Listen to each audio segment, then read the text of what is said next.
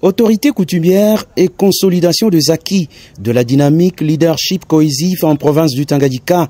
C'est le thème central de la retraite ouverte ce mercredi 26 mars 2025 par le vice-gouverneur Kabomo Olongo Isidore dans la salle Rolance des Sœurs de Saint-Joseph. Ces assises de 4 jours, organisées par la vice-primature de l'Intérieur, Sécurité, Décentralisation et Affaires coutumières, en partenariat avec l'initiative pour un leadership cohésif, avec l'appui de la coopération suédoise, réunissent les délégués venus de tous les 6 territoires de la province du Tanganyika. C'est notamment les administrateurs des territoires, le chef de secteur et chefferie, les autorités coutumières, les leaders communautaires ainsi que la société civile.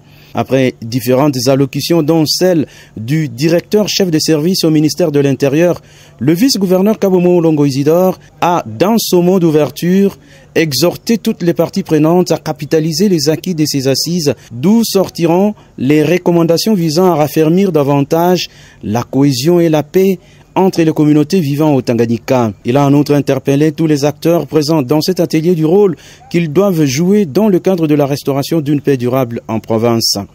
Je me réjouis d'emblée du fait que dans cette salle,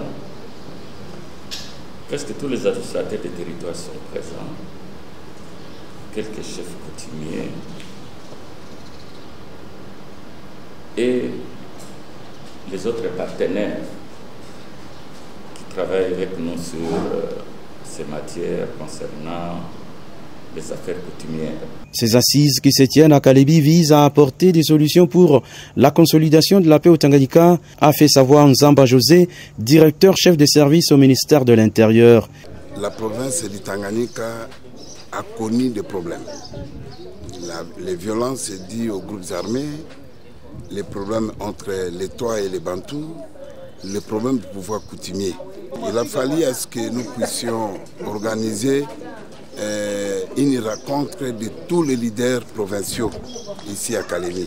C'est pour d'abord répondre aussi à la vision du chef de l'État qui veut à ce que toutes les zones troubles soient pacifiées.